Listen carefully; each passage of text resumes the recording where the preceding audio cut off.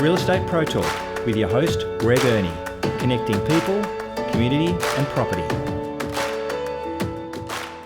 Well, hello and welcome. Greg Ernie here, and welcome to another episode today of Real Estate Pro Talk. And today we're going to be covering a topic for those people that are out there in the marketplace looking to buy, whether it be their first home or their a step up, family home, whatever it may be. We're going to be covering what it's like to be a buyer out there in the market. Without doubt, the 2021 property market, we're in February at the moment, the market is absolutely running hot. Never have seen probably a market turn around or with so many ups and downs during 2020 with COVID. And I think for many of us, we thought that last year we would have seen prices fall, but in fact, the market showed great resilience, and certainly the start of this year has been no different. So I've got two special guests where, if you could see, we're at our Muralbark office today, and we've got cameras and microphones and everything set up everywhere as we're social distance. But I've got two gentlemen with me. I've got Stephen Powell and Justin Perry. Guys, welcome. Thank you. Thank you. Thanks for having us. That's right. Now, the reason I invited you to come and join me today is you guys both sell lots of homes for our organisation. That's really your specialty, so much so that in fact last year you both tied for our salesperson of the year. So when I thought, which is a tremendous effort, I might add, and I thought, well, when I'm going to talk about buying, and today's topic really and this is why I wanted you guys in, it is so competitive out there in the marketplace that I thought, well, let's get you guys in and get what you're seeing in the market and any tips and suggestions for buyers out there so that, they're not missing out on that home of choice as they want. But, I've said the market's going really well, but what's your, can I get a comment from you, Justin, as to how you're seeing the market out there? Crazy. As you probably know, you've seen it, Greg, it's crazy. The amount of the open homes we're having and the people that are coming through, we're getting numbers 64. We had one that had 64 groups through last week. So that's not 64 people, that's 64 groups of people. So potentially, if it's mum and dad and a couple of kids or whatever, exactly, that's a massive group. And obviously, even with COVID, to manage that, we've got, only so many people we can have in the home at a time. So they're queuing up the driveway. And, even that can be, call it daunting, nervy, whatever it is for the buyers. I've always found the buyers at the moment are very much understanding under the current circumstances, but it's pretty daunting when you turn up to a home and you see just cars in the street and there's people lining up. Steve, what's your take on the current market? We even had to do some on the weekend where we did it for an hour open just to allow for social distancing and trying to get people through the house and things all in a timely manner. And yeah, well, this week I think was the week I've met more buyers than I ever have in my 5 years here. Probably showed over 100 and something buyers through a couple of properties, which is so when you say 100 and something, like we were talking off camera, that was about 130 that you would say that you met. Over half of those would have been at opens, but then the other half are just at times usually coming at the same time, but for second inspections and things. But trying to manage them all and get them all in's been a challenge, but getting there. And there's no better guys that can than cope with it. But I mean, that's not normal. I mean, I think for anyone that's listening, I think, that's sort of normal. This is not a normal market. So, last week as an example, our average days on market came in at 9 days. It's not normal. Normal probably an average, or I guess if I look at our figures for all of last year, or certainly for 2019 pre.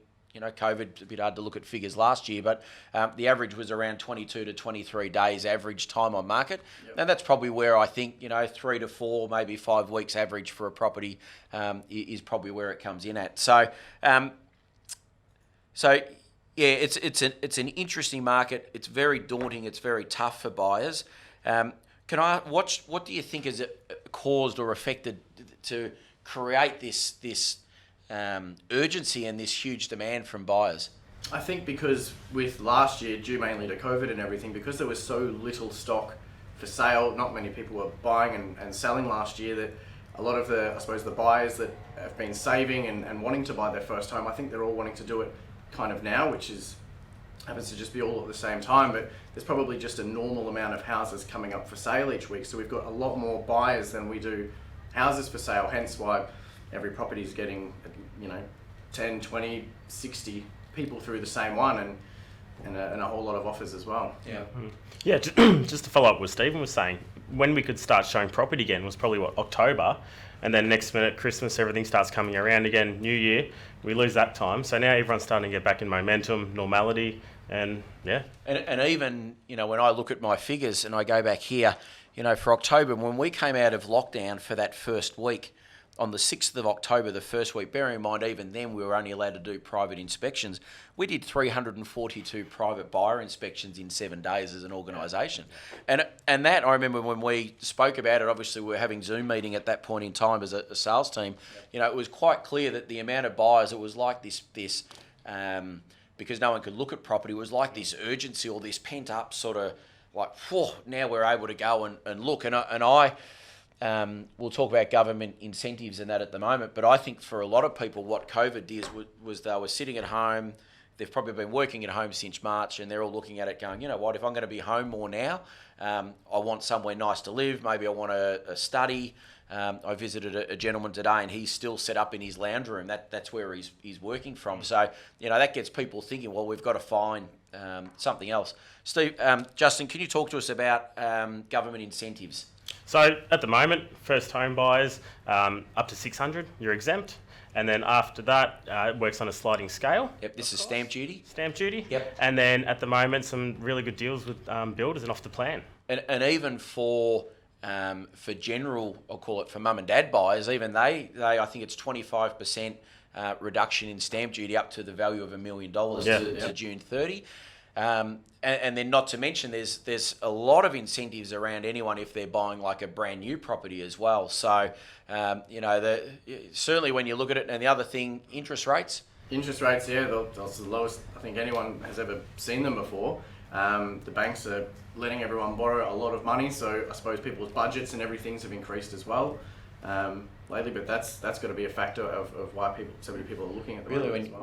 when you think of it with the government incentives and the low interest rate, money is cheap at the moment. It really isn't. There's a better time, or it's no better time now than to be buying, to be getting into the market. And the other thing that I want to add before we just move on to our next point is, I think at the moment buyers can see that prices are increasing. So it is almost, it's what I call a bit of a frenzy or a scramble. Gee, if I don't get in now, or if I can't buy this week or next week, in a month's time, prices will be another $20,000, $30,000, $40,000 more, and I'm going to be behind the eight ball even further.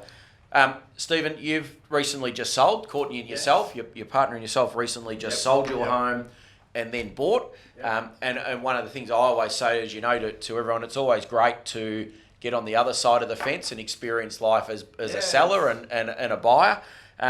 Talk to us about how, obviously you're selling properties every day, but for you to be a buyer, how was your own personal experience? It's not easy, and it is stressful, and I empathise with everybody that's trying to do it at the moment.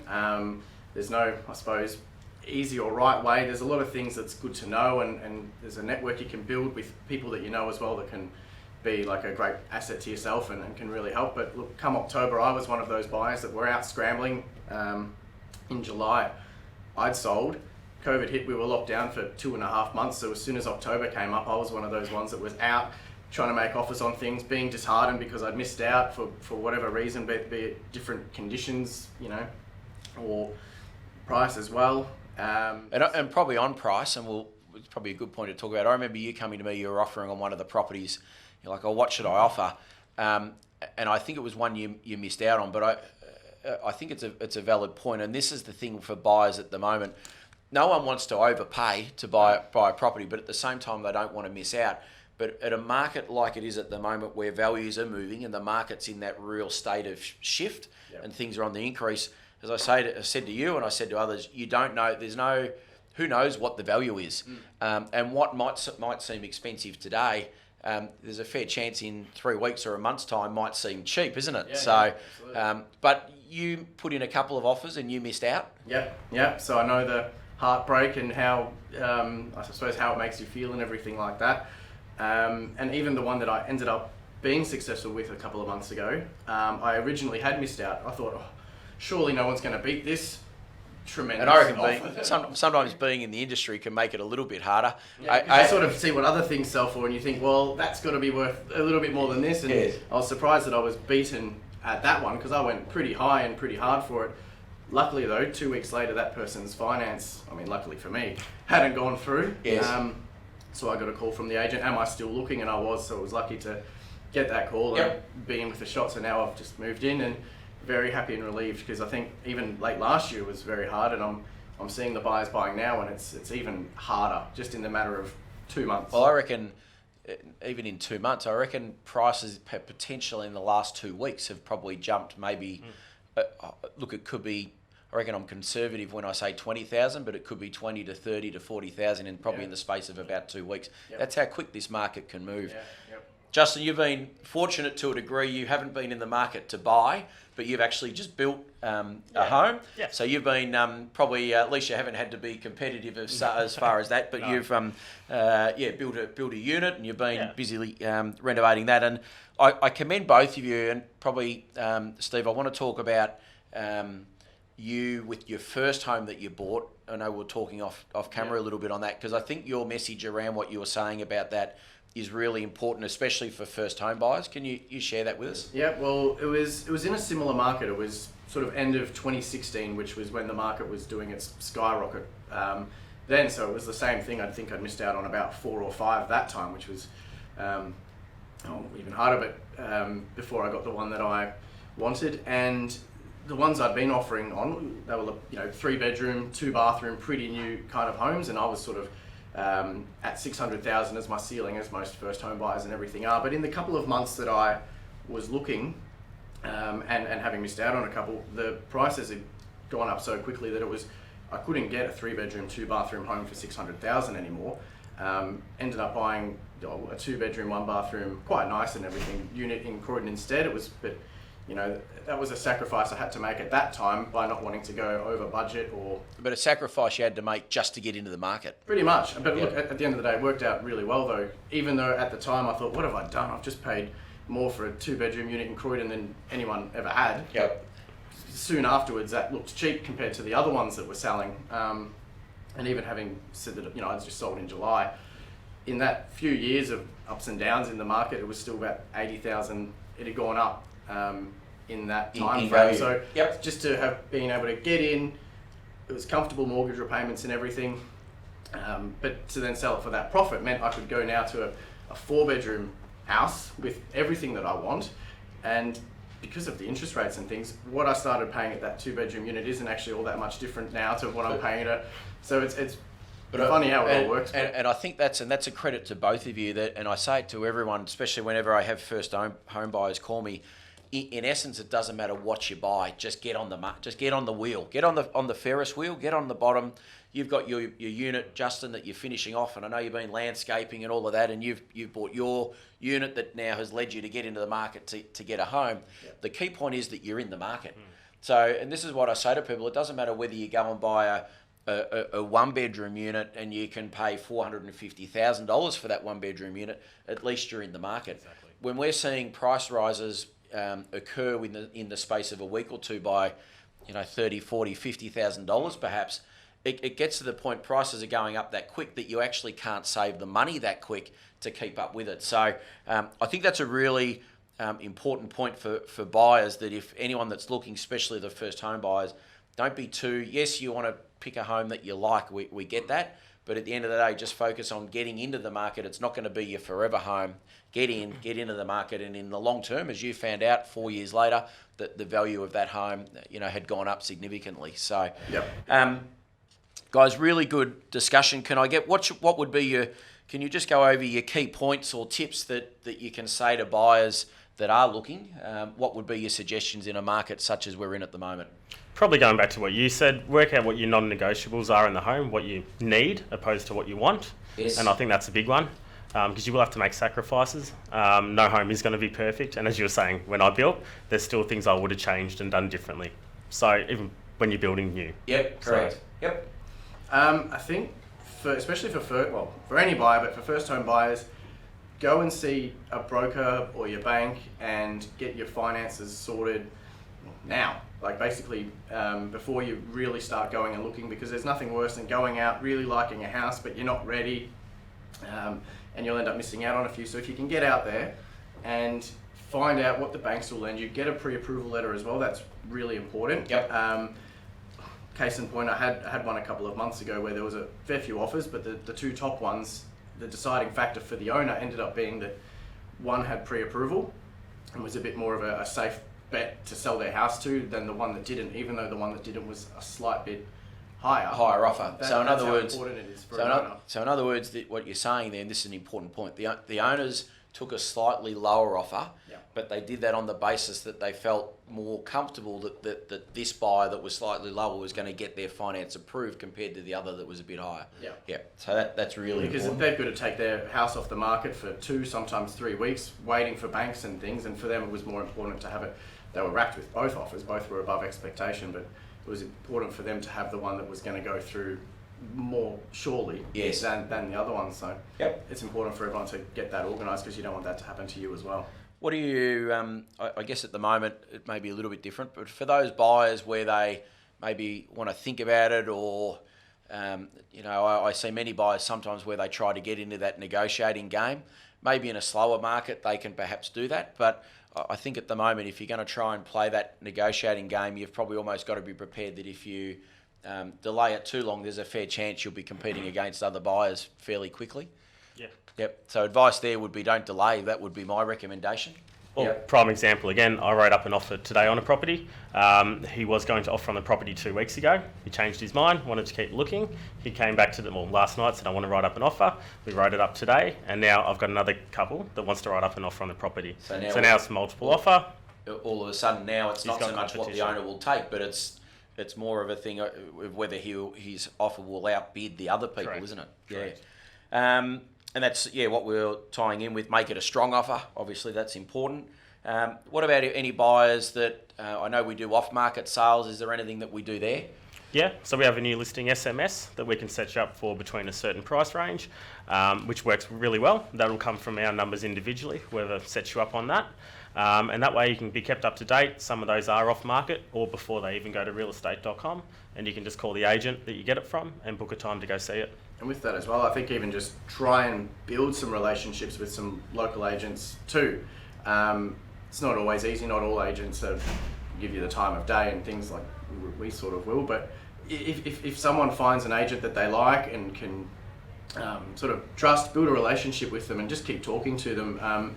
Every week we're going out and seeing 10, 20 new properties that are coming on, most of them online and everything, but not all of them. So for us to be able to tell them, this is coming up, let's get through this one, it can be a great help as well. Well, I know, for you guys on a Tuesday, we'll go out and look at the new listings, and either you're on the phone in the car or you're back to the office and hey, I've got one for you, I've just seen one, and all of a sudden by Tuesday afternoon, Wednesday morning, by end of Wednesday, you're already out there doing inspections to these people that you've been looking. So, and some of these properties aren't on the internet by that point. So it's extremely sometimes important. Even the ones that are, as you said, the average is 9 days at the moment. Some are 6 and some are 12, but to be able to get out there on one of the first evenings, just you and the agent kind of thing, then you might want to come back with mum and dad or with your builder friend or whatever, but get in early because... Well, then you can start to plan. They can start to get their head around it, as you say, do their homework on it, speak to their finance guy, all of that, so that they're a week ahead of someone else. Absolutely, yeah, 100%. One thing that I wanted to say, and I see it a bit, especially first home buyers, is listen to your friends, listen to your parents, listen to that third party advisor, but sometimes at the same time, don't listen too much. If you've been going out and you've looked at 30 homes, and then you find one that you like, and then you take mum and dad that haven't looked at the other 30. Sometimes I've seen on many times where mum and dad might talk their son or daughter or whoever out of buying it, but they never saw the other 30 and knew what they were like. So, listen to third-party advice, but I think sometimes keep that in context as well. So, someone that I can't remember who told me, but they had the saying that your mum and dad or whoever it is, they're not the ones waking up in the morning making you a cup of coffee. You're making the cup of coffee, you're waking up. Yes, it's your home. Yeah, and that doesn't mean not to take them, no. because they'll, as I say, they'll see things with a different set of eyes, and I always welcome that. I think it is good. I know whenever I've bought, certainly when I was younger, I'd always take mum and dad just to have a look, and because it would be good, they'd pick up things. But yeah, just have that in context. And the final thing probably that, and I think we would all be on, especially at the moment on the same page, is and I know for us, even in the industry, no one knows what market value is at the moment. No. So to me, don't worry about whether you think you're overpaying, whatever it might be. And I know anyone watching might say, well, that's easy for an estate agent to say. But the simple fact is that the homes that we sold early January, and we're now getting towards mid-February, the sales that occurred in early Jan now actually seem cheaper than the sale prices that are coming through now. That's how quick this market has changed. So, yes, I know $5,000 or $10,000 if it's in your back pocket's a lot of money, but at the end of the day, if it's going to get you into that home, and as you experienced, Steve, that prices you sold your home $80,000 more 4 or 5 years later, you weren't worried about that. However much extra you may have paid at the time. No, and at the time I certainly was, and I had missed out on some, trying to be that bit cheeky, not wanting to do certain things. But I look at some of those ones now and think, if I had got that one, it would have made me even more. But because of that time it took me to get in, it just So I think everyone needs to really bear that in mind when they're looking. Absolutely, guys. Great conversation. Well done on your success too. It's a fair effort to be winning our sales person of the year, of which you both won it with the same number of sales. So congratulations to you. You're great young guys and doing exceptional things within our team. And I think for anyone that's looking to buy, certainly they can contact yourselves. You can contact any of our team that's out there, and it is a competitive market, and we wish all buyers well. And don't delay if you can get in. And I think with a lot of the government incentives that are there, just keep in mind they come off, a lot of them, by June 30. If you do want any advice around that, just contact contact you guys or any of our team, and we'd be more than happy to provide that info. So, Steve, Justin, thanks guys. Thanks for joining us. Thank you. Thank you. Good on you. Cheers.